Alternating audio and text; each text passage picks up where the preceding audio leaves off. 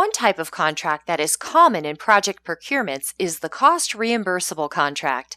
There are three kinds of cost reimbursable contracts. Cost plus fixed fee contracts are designed to shift most of the risk of cost increases to the buyer. The buyer agrees to pay the seller's real costs, often based only on an estimate of these costs from the seller. The buyer also agrees to pay a fixed fee or a fixed percentage of costs, which represents the seller's profit. Cost plus fixed fee contracts are common in projects that involve high levels of risk. They enable sellers to submit reasonable bids because the project carries the risks related to costs. In a cost plus incentive fee contract, the buyer agrees to pay allowable seller costs and a performance fee based on meeting certain objectives outlined in the contract. The buyer offers an incentive designed to motivate better performance.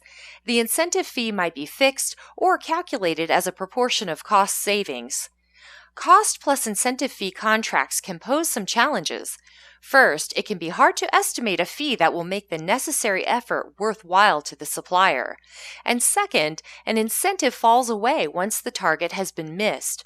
After a delivery has already run late, for example, a supplier may lose motivation. In a cost plus award fee contract, the buyer agrees to pay the seller's costs and, as compensation for products or services, an award portion of the fee that is based on achieving performance criteria outlined in the contract. The award portion may be a percentage of the seller's fees. This is useful if the scope of work is not clear beforehand, and costs can be submitted only as they are incurred. In this situation, it's difficult to estimate the value of the work, so the supplier can't easily name a fee beforehand. This type of contract can be a problem for the buyer because it doesn't motivate cost savings. However, these contracts are generally paid only at the discretion of the buyer if the work meets every requirement. So the buyer may withhold payment until the seller has met performance requirements. This can be a problem for the seller because the decision about whether performance requirements have been met can be subjective. Consider an example of a cost plus fixed fee contract. A marine repairs company submits a bid for servicing and repairing an oil rig for a fee of $85,000.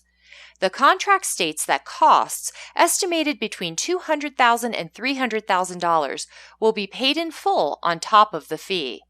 In the case of the marine repairs company, the project manager decides to revise the contract to include an incentive fee.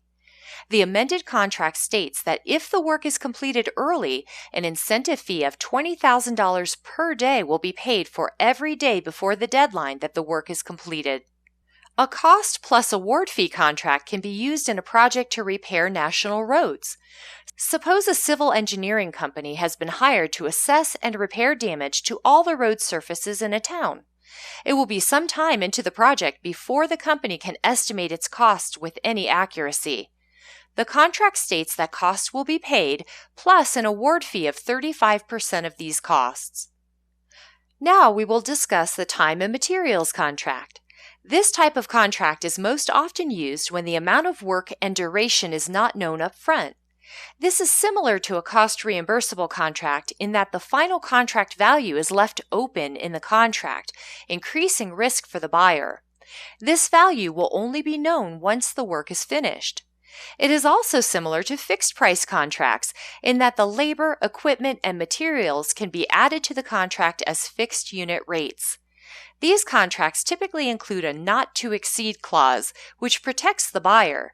For instance, a contract may stipulate that the total contract value must not exceed $1 million. With time and materials contracts, the rates may be fixed or flexible. If the rates are fixed, the seller carries the risk of cost increases.